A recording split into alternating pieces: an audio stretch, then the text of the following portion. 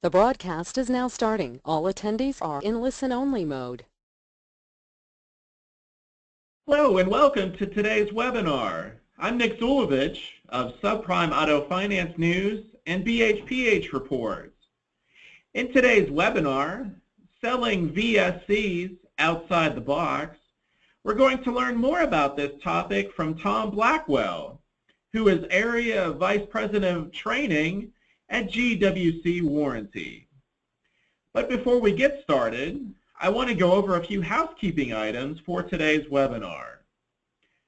Please make sure you've dialed in using the phone number provided in your communication email, or you're able to listen via your PC speakers.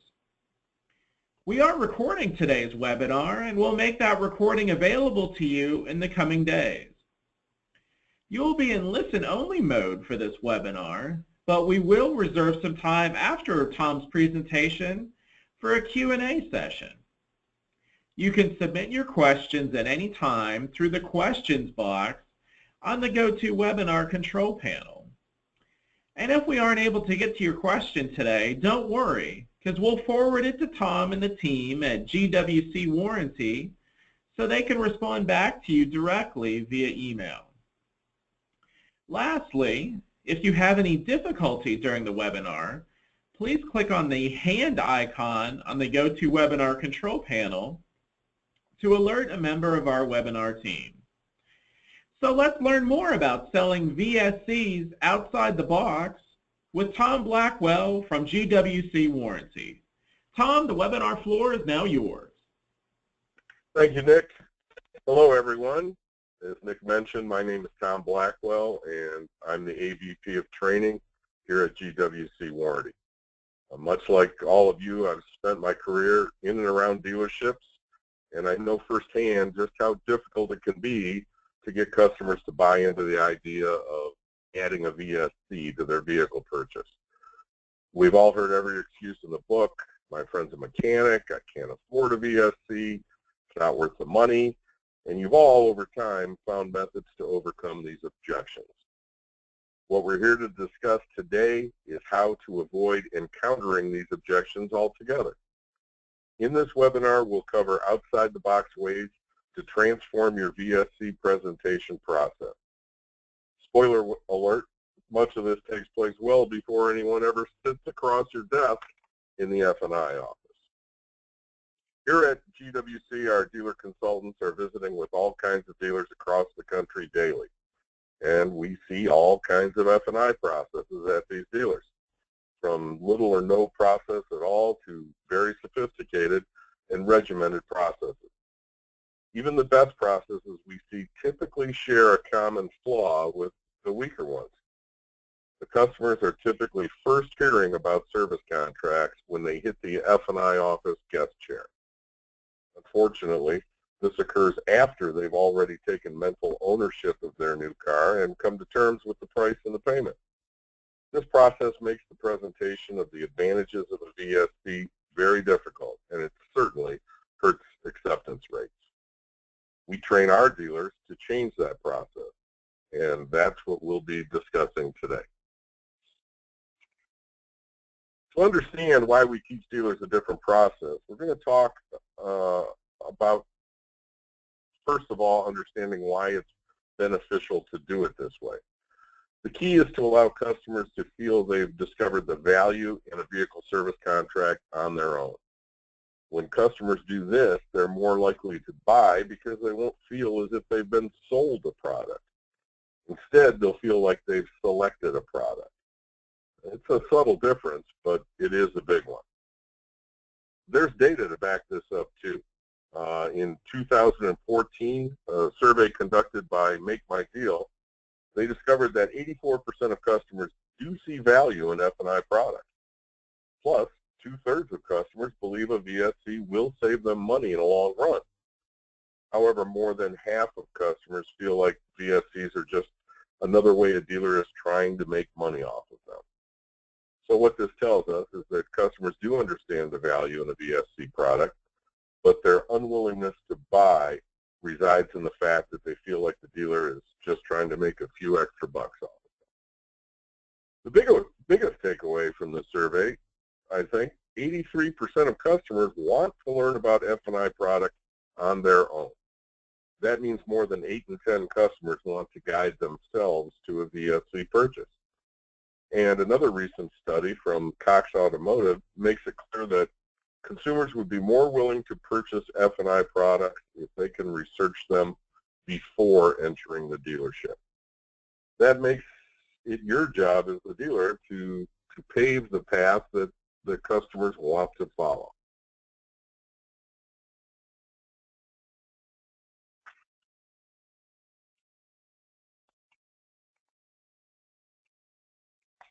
Given what we now know about how customers prefer to consume F&I products, it's imperative that we evolve from the old way of selling VSCs.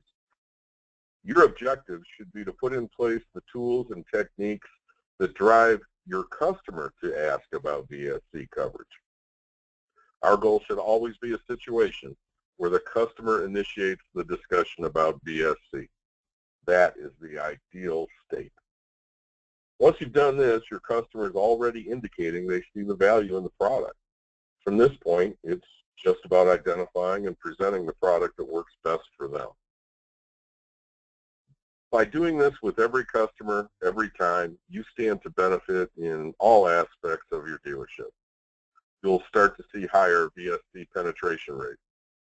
Your reputation and the protection you offer could even drive front-end gross up. And it goes without saying that increased VSC penetration will drive higher back-end profits.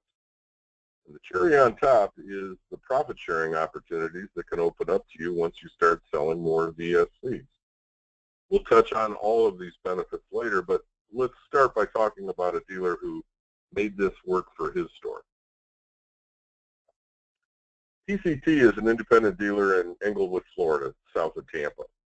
Mike Hufford, the owner, wasn't offering service contracts at first, but he needed to breathe some life into his dealership. He not only started selling service contracts, but he implemented a process to sell them outside the F&I office in an effort to drive awareness and interest before the customer ever got that far. The payoff was near instant. He started selling between 5 and 8 more cars every month.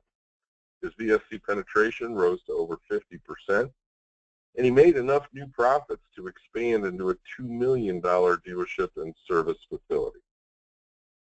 He did this by employing some of the techniques we're about to get into. In general, he marketed VSC protection early in the process, and he did so consistently. This made it so customers were more willing to purchase a VSC when it came time to sign on the dotted line.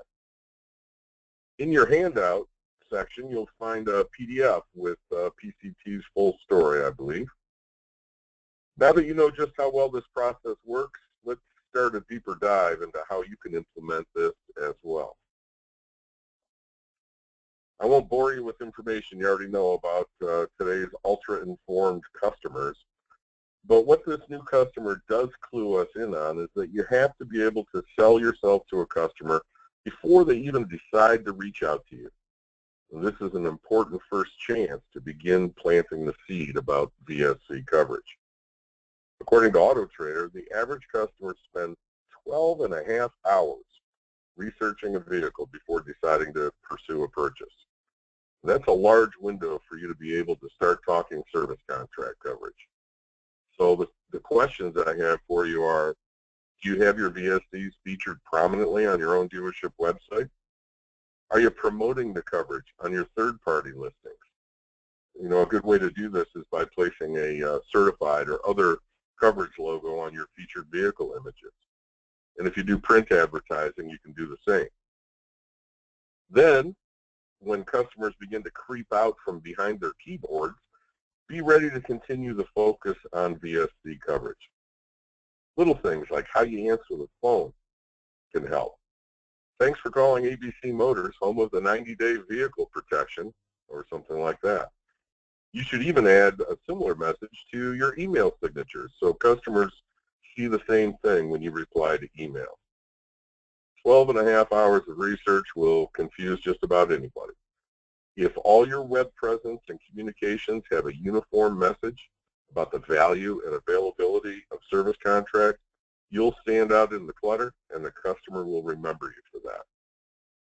And for your old school lot walkers, make sure your vehicles and the windows and walls of your dealerships have mentions of your VSC coverages. Have brochures out on tables so you can take advantage of customer downtime with VSC information for them to look over. These are all little things, but they go a long way toward ensuring your customers are learning just a little bit more about VSC coverage along every single step of the pre-purchase journey. Now that a customer has arrived on your lot to look at a vehicle, the next touch point they'll have will be with your sales team. But it's your sales team's job to only sell a car, right? Wrong. Your sales team can and should still talk VSC basics to plant the seed of additional vehicle coverage. Statements like, this vehicle is eligible for additional warranty protection will create the perception with customers that the vehicle is of higher value because it passed more stringent standards to be eligible for additional coverage. And remember, the key word is eligible. In doing this, you're continuing to mention the coverage you offer in every step of the customer's journey. But that's not the only way you stand to benefit by having your salespeople talk about coverage. Customers will perceive your inventory to be stronger since it's backed by VSC coverage. And they'll also perceive your dealership as being reputable since you're concerned about their post-sale experience.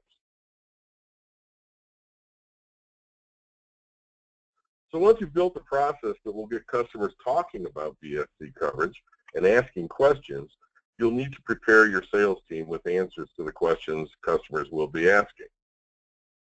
When a customer asks about what all the VSC merchandising on your lot means, explain that you have basic powertrain coverage for a low cost and comprehensive coverage that rivals a manufacturer's basic factory warranty for a bit more, both of which can be rolled into your financing, Mr. Customer, and included in the monthly payment. And if a customer asks why they would need something like this, you can explain that modern vehicles have complex components that are oftentimes expensive to repair. But you'll need to drive this point home with specific examples. You'll see some on this slide, and at GWC we also share a video with our dealers that they can use to help show just how expensive common repairs can be. If your sales team is talking to a customer about a specific vehicle at this point, that customer is already picturing themselves driving it. But when your sales team is also prepared with basic VSC coverage and cost information and the costs of some common repairs, the customer is now thinking about how they can protect that ownership image that's already in their head. This will make life markedly easier once it's time to sit down in the F&I office. Remember, your customer is building a rapport with your salesperson at this point. So the salesperson's endorsement of VSCs at this time in the process can be very important. So let's take a break from the X's and O's of this process to go over another dealer story. This one is from Auto Icon in Houston, Texas. Roger is the owner and Alonzo is the F&I manager. They were pretty content with the way their business was going. They had a full lot throughout the month and were moving cars at a great pace. But since volume and front-end profit had little room for improvement, they were looking for ways to start making more on the back end of deals. And that's when they began to implement the processes we're talking about today. The game changer for Roger and Alonzo was when they decided to change the way their website and inventory listings worked and appeared. They added logos and information about the coverage they provide in multiple areas of their website. What they found was that customers who came in knowing what car they wanted came in also knowing that they wanted an extended service coverage plan. Coupled with a new approach in the F&I office, which we'll cover next, they were able to present VSCs more often, sell VSCs more often, and sell richer coverage levels, which protect their customers more comprehensively and increase the profit that they make on the back end. In your handout section, you can find a PDF with AutoIcon's full story. But for now, let's move on to how the process you've implemented on your website and with your sales team changes the way you work in the F&I office.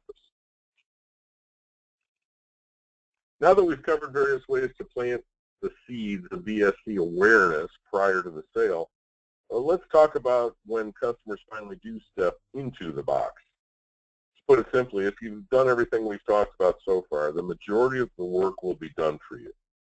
By communicating information about VSCs in different levels of detail at every different stage in the buying process, you've already built value in the product. So by the time a customer sits down in the F&I office, they'll already have bought into the value of a VSC. And better yet, they'll feel they have discovered that value on their own, which, like we've discussed, is the ultimate goal of this process, the ideal state. We even have some numbers to back this up. A J.D. Power and Associates survey of customers describing their F&I experience scored the survey subjects based on the amount of pressure they felt to buy F&I products. When they were feeling no pressure, survey participants scored their F&I experience an 852 out of 1,000. But when they did feel pressure, customers scored their F&I experience just 638 out of 1,000. Customers who are hearing about VSCs for the first time in the F&I office feel blindsided by the idea, and that feels like pressure to them. With this in mind, there's just one thing you need to ensure in the F&I office if you followed the process we've outlined today, and that's the 300% rule. And you've heard it before, but it is essential for this process. Present 100% of your products to 100% of your customers 100% of the time. If a customer is already a believer in the value of a VSC, presenting your full menu will give you an outstanding chance of landing at least some kind of a VSC sale. And with value already established, you have even stronger opportunities to sell richer, more comprehensive levels of coverage, which will lead to greater levels of customer satisfaction and satisfaction for the service centers too.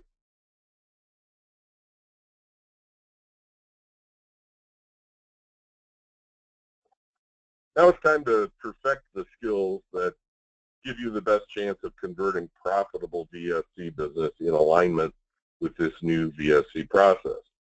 Let's start with a customized approach. In short, no two VSC presentations should ever really be the same. A good first step is to identify what type of customer you're dealing with. A simple breakdown differentiates between your left brain and your right brain customer. To spare you the psychology lesson, these are basically your logical versus your emotional thinkers.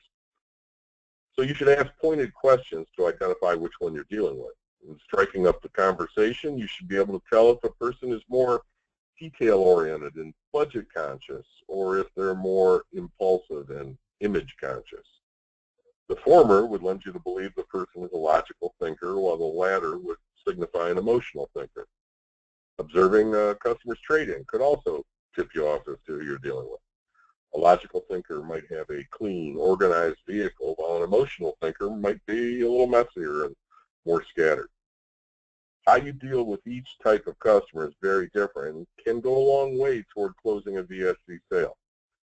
You'll need to be able to adapt your personality and approach to match the customer to increase your odds of landing a sale. Logical thinkers, they want to know that they're getting the best deal possible. You got to be transparent with these types of customers and go deep into the numbers and the component coverage to spell everything out.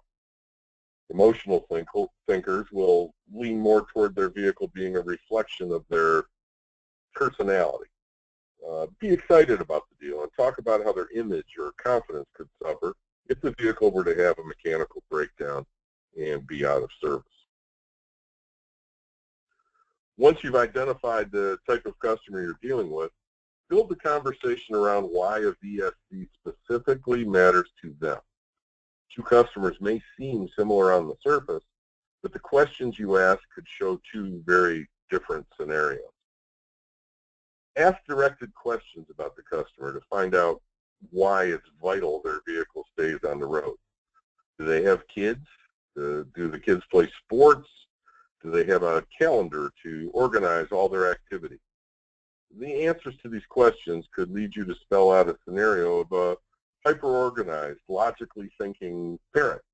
In this case, a vehicle in the shop means that parent has no way of getting his or her kids everywhere they need to be. And let's try another one. Where'd you go to college? How do you like your new job? Sounds interesting. What opportunities will this job open up for you? So you're looking for a car that can impress coworkers and friends. This conversation could lead you to discover that your customer is a young, emotional professional on the ride, looking for a car that stands out to colleagues and friends. You could then paint a picture of that vehicle being out of commission and the effect that could have on this young person's career and personal image. One warning here, don't get these approaches confused. If you present an emotional, image-based story to a logical thinker, you'll turn them right off.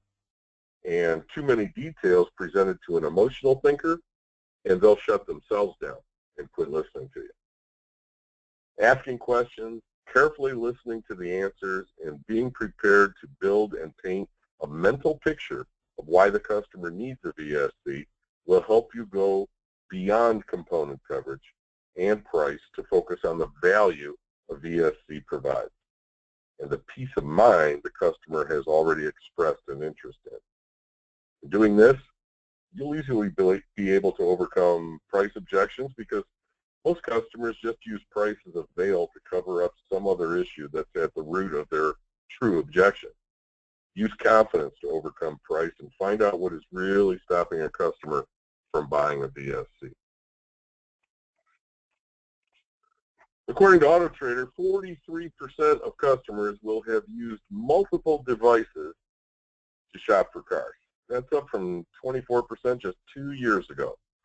What this means is that customers will have found their way to your dealership via smartphones, tablets, PCs, etc. Now, wouldn't it make sense to match that technological expectation when they land in your F&I office? Imagine a customer who spent hours researching your inventory digitally to make it all the way to your F&I office just to find carbon copy contracts and paper document after paper document. When possible, try to work in some technology. For instance, GWC has an app for dealers that can be flexible for however they want to use it in the F&I office. You can use videos to educate customers on the cost of common repairs, or to relay a message from our CEO about the company's history and reputation. If you want to skip the paper menu, the app has a digital version as well. And if you want to carry the digital process all the way through, the app lets you submit a contract right from an iPad. If your DMS provider has something similar, that could be helpful for you in this area too. As you're nearing your VSC pitch point, this is where you might encounter some objections from a customer. In your handout section, we have some detailed responses to common customer objections. We've outlined 4 that you're likely to hear most often. The I can't afford one, it's not worth the money, I had one before and it didn't cover anything, and my friend is a mechanic.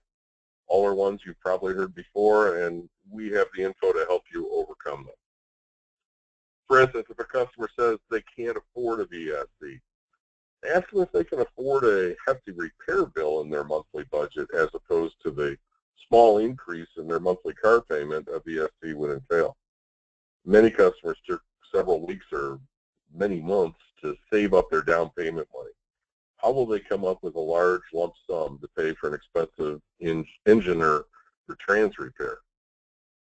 If someone says it's not worth the money, highlight the cost of common repairs and compare the two.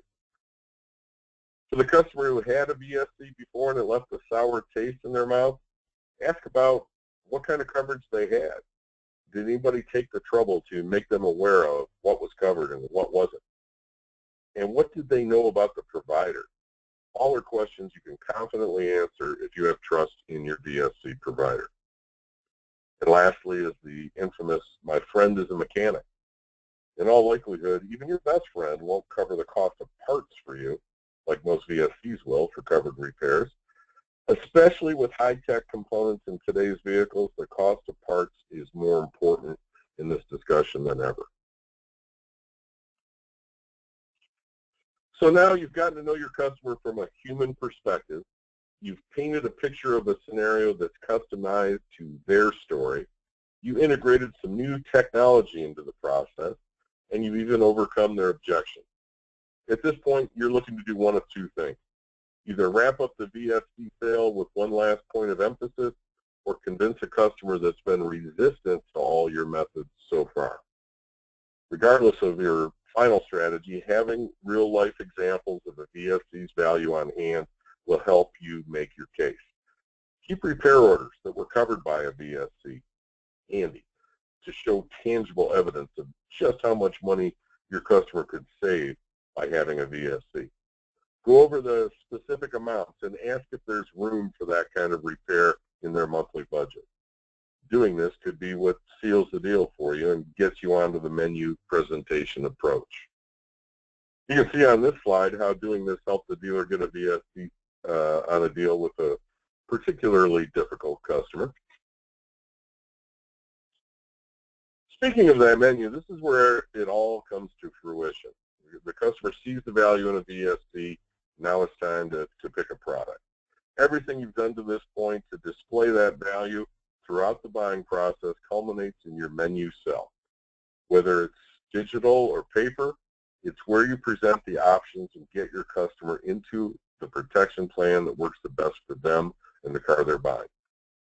By using this process, customers will be expecting to see multiple options, just like their salesperson mentioned before their test drive, remember? And by putting into place the 300% rule, you should be prepared to show all your options during the menu presentation. The key here is to provide good, better, and best options. In doing so, you're improving the likelihood that the worst case scenario is your customer selecting a middle-of-the-road coverage option. Present your menu, have the monthly payment figures for each option on hand. Start from the highest coverage and then work backwards through the levels. Be sure to specifically call out what component coverage and added options fall off as you move downwards in coverage. Does a drop in coverage lose roadside assistance? Or will the customer miss out on coverage for brakes or air conditioning? And what about all the high-tech components in today's modern vehicles? Customers will need to know and should know exactly what of importance is and isn't covered to help avoid any post-sale surprises that could cause headaches, damage your reputation. We won't spend too much time here since we talked about it a few minutes ago, but a digital menu presentation can be very valuable to customers who found you by using similar devices.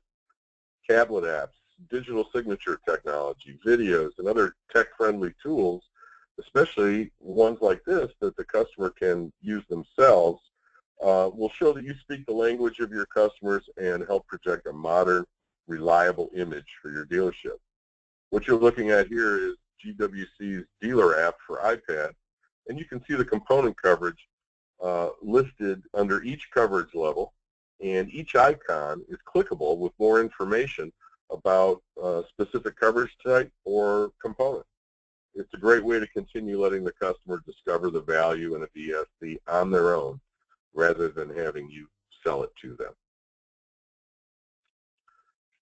So let's face it, you'll never bat 1,000 when selling VSCs.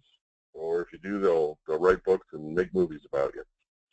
But if you've used all your skills and you just can't get the customer to sign on the dotted line, well, ask them to do just that, but on a waiver of coverage.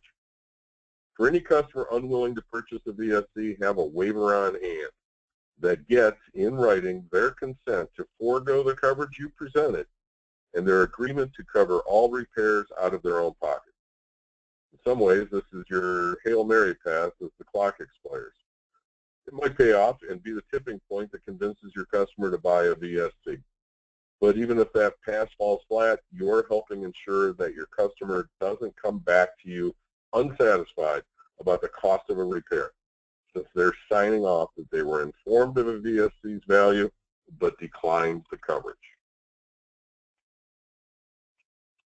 That about does it for today's presentation, but I wanted to leave you with one last success story that uses many elements of the process that we discussed today.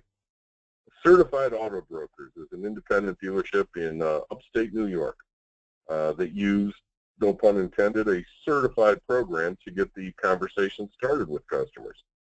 By advertising vehicles as certified, marking their lot with plenty of certified materials, and educating customers along the way about the benefits of VSC coverage, owners Travis Smith and Chris Taylor were able to double their monthly unit sales.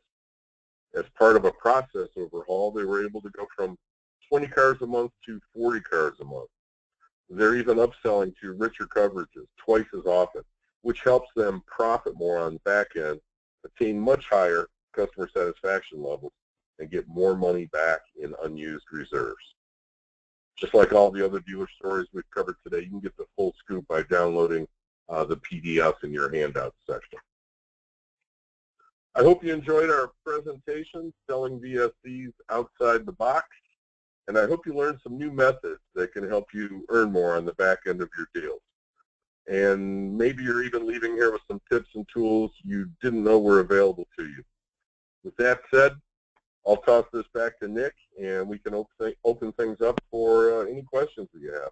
Thanks for listening, everyone.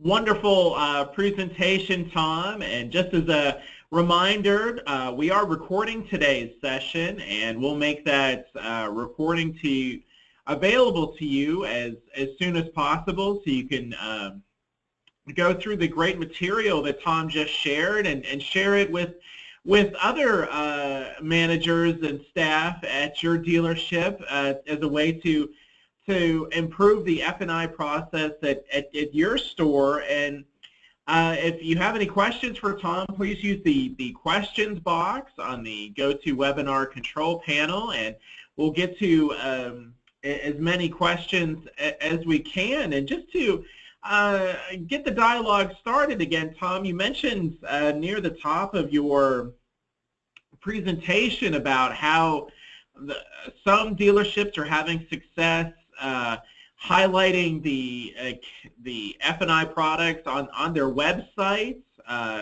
to highlight the value of what these products can be. What has been your experience and recommendation of stores who've not only highlighted the products themselves, but perhaps even taking that next step and having some of the F&I process available online to perhaps have some pricing information as well as some application information? Just what's been your experience going beyond just the promotional materials on the store website, but perhaps some of the completion of the process on there too? You know, that's a great question, Nick, and I'll give you my opinion because I haven't seen a lot of it in practice yet. I've seen a lot of discussion throughout the industry, you know, about taking the F&I process online, putting in a menu, you know, describing coverages and costs, both in terms of the price for the products and what it does to the monthly payment. And, you know, I'll tell you what I worry about. I worry about that the more you put online, the less reason the customer has to contact you, you know, and there's some compliance issues as well, but I much prefer, and I've seen a lot of success with dealers that are just showing the availability of their coverages and then putting a contact person's name and number in there for additional information. And that way it kind of spurs the customer to reach out to you. You know, at some point the customer's going to have all the answers they need or think that they need, and they have no reason to touch base with the dealership. And then they're going to take all your pricing and payment and coverage information, which they're undoubtedly less than fully informed about based on whatever you can put on the website, and they're going to walk that around and shop it. And unfortunately, they're not going to be shopping with all the knowledge they need to really compare apples to apples. So I much prefer something in between that builds awareness and interest, but urges the customer to reach out to the dealership for more information. The voice you're hearing there, that's Tom Blackwell, who's the Area Vice President of Training from GWC Warranty, in our webinar today, Selling VSCs Outside the Box, with some best practices, recommendations, and other ways to help boost the activity and potential performance of your dealership F&I departments. And Tom, you mentioned in the last response there the thought of compliance, and certainly don't have to tell you about the impact of agencies such as the CFPB and other outlets. And you mentioned during your presentation the 300% rule. If you could just again reiterate what that 300% entails, and how important that best practice recommendation can be. Yeah, I think that's probably one of the earliest lessons I learned in the car business as relates to F&I way back in the late 70s, when I think F&I was invented, that your odds of success and your penetration results are going to be much higher if you have a consistent presentation of all of your products to every customer every time. And it's hard to do. I mean, it's easy to say. 300% rule has been around for a long time, and it's easy to talk about. But the longer we've been in the business, I think in a lot of cases, the more jaded we get. You know, that cash customers come to mind. You know, I read something a little while ago that 14% of cash customers, and this was, I believe, in the Cox Automotive study too, buy the service contract. You know, that's actually higher than I expected it to be, because we've all gotten through the business thinking, oh, you're never going to sell a VSC to a cash customer. 14%, I thought, you know, that's pretty respectable.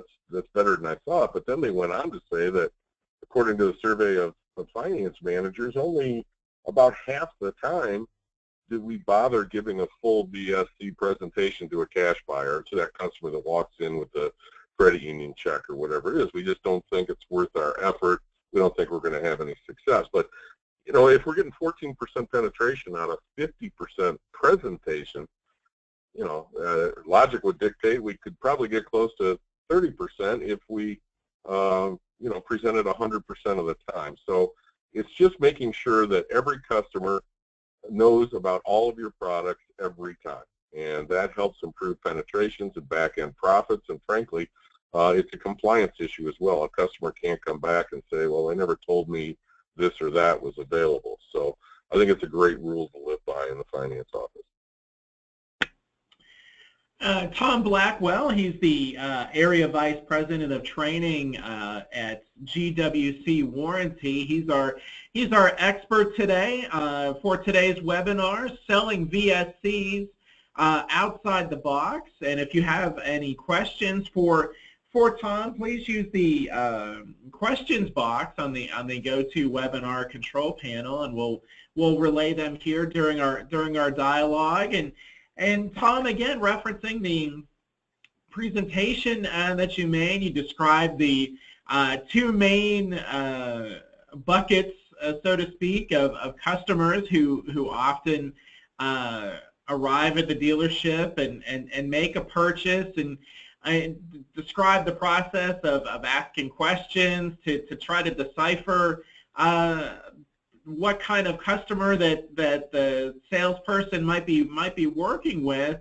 Just how, in light of how educated or how much research these folks have often done online, just how challenging can it be to recognize what type of customer that you have, and what are maybe some tips of how salespeople can engage in that conversation without sounding overly intrusive or making the customer feel uncomfortable? That's a great question. You know, it's not just trying to avoid being overly intrusive, but it's also trying to avoid taking up too much time, especially in the finance office. You know, a lot of things we do in the finance office are in the customer's mind at least, are delaying the process of them getting in their new car and heading out. So, you know, a couple things should happen. In the normal rapport building process with the salesperson, hopefully there's some discussion of how did you find us, you know, why did you decide on this type of car, what are you driving now, those kinds of things that should give the salesperson a pretty good indication of the type of customer that they have, at least between these two types. That makes it even more important that the F&I manager touches base with the salesperson before you know, the customer's brought into their office, so they can pick the salesperson's brain a little bit about some of the background of the customer. And then, you know, some of the questions that we gave you as examples in the presentation, you know, for the finance manager to ask the customer, just simple things about how they're planning on using this vehicle. You know, is this your commuter vehicle, or is this going to be your family vehicle? Do you use the vehicle for work in any way? And based on the answers you get to some of those questions, it should be pretty clear that the, you know, the more logical type customer is talking about gas mileage and things like that. And the emotional thinker, you know, he's talking about image and stepping up in the world and moving up to another level and things like that.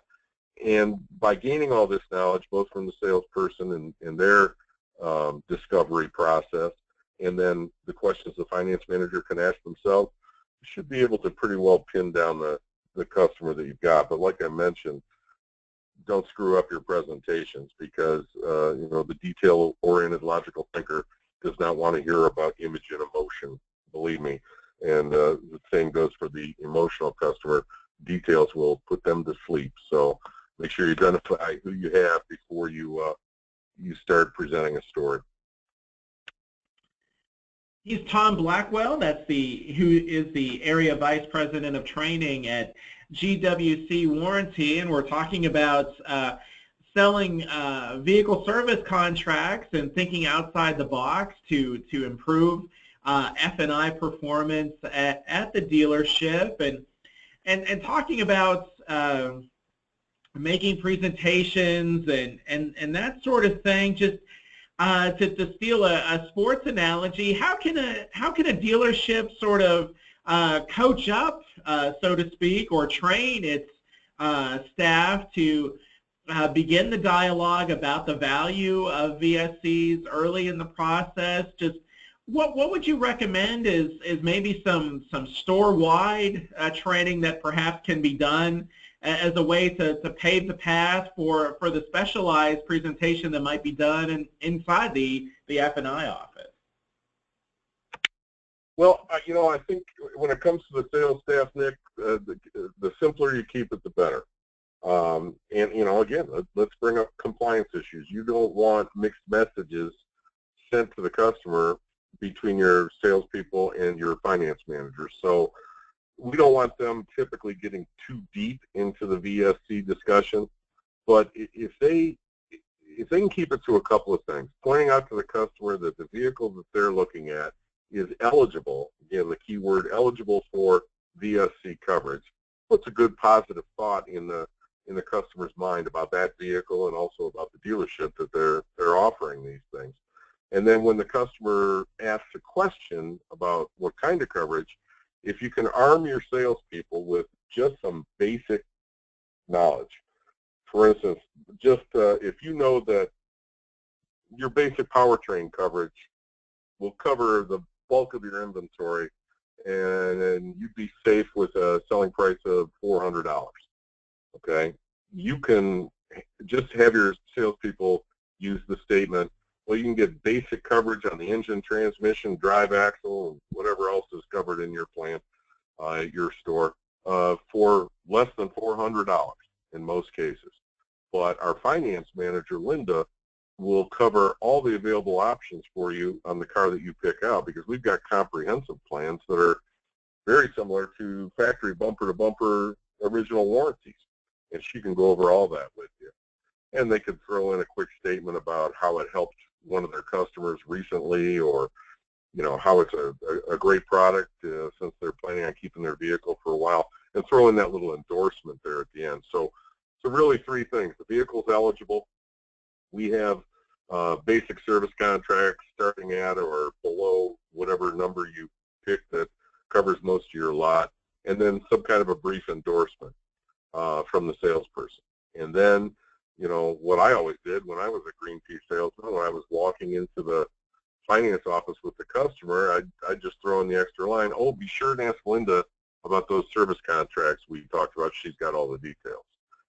And then it's up to the finance manager at that point to determine, you know, how the vehicle is going to be used, how many years they're planning on keeping it, how many miles they're going to put on it, you know, per year, and then tailor the coverage, you know, based on the vehicle they're buying, the equipment that it has, and the length of the ownership period that the customer states. So you get those two things working in tandem, you know, very, very simple basic training on word tracks for the salespeople. The finance manager can take it from there, and that's a winning combination.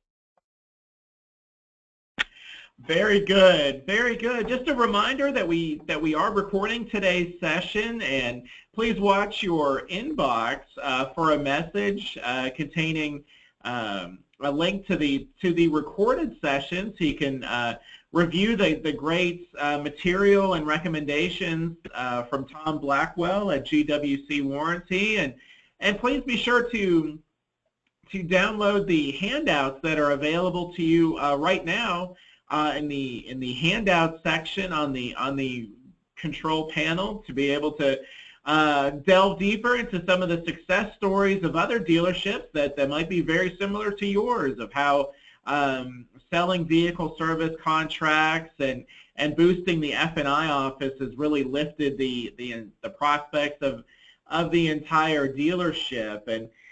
And Tom, in our closing moments here, we're nearing the end of 2016. 2017 is straight ahead coming here. Just again, what perhaps as maybe as store managers kind of looked at how their year has performed, what maybe are some recommendations to share as a way that managers and principals can review how their F&I department is performing and evaluate their VSC penetration and maybe how to formulate some steps to improve it? What would you say in our closing moments here of what dealerships can do here in the last couple of weeks of the year to make 2017 their best year yet? Yeah, it's a great time of year to do just that, Nick, because you know, dealers are putting their business plans together for next year, and I think often overlooked in these business plans is, you know, exactly what can we do as a dealership to improve profits, especially if sales are flat or expected to decline. You know, how are you going to replace that revenue? And I think service contract is a great area for attention here. You know, there's no doubt about it. Everybody can improve their process. Everybody can improve their penetration.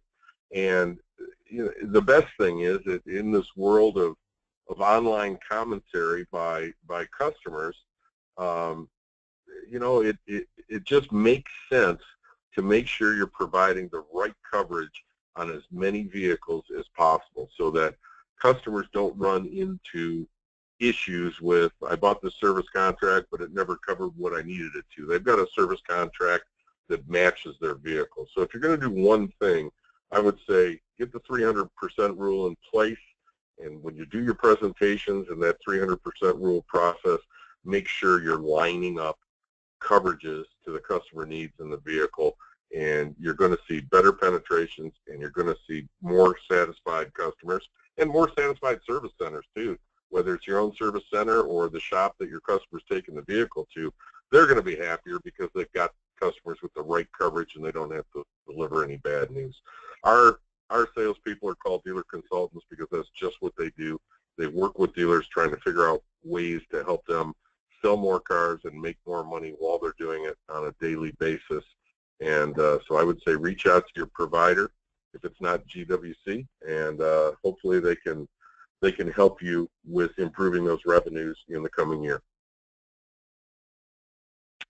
Excellent. Excellent way to close our session. That's Tom Blackwell, who is the Area Vice President of Training at GWC Warranty. And their website, along with the recorded session of today's webinar, their website has a host of resources, including a blog full of best practices that's not only about selling vehicle service contracts, but other areas of recommendations to help your dealership. Just go to their website, gwcwarranty.com, and plenty more material is there available to you.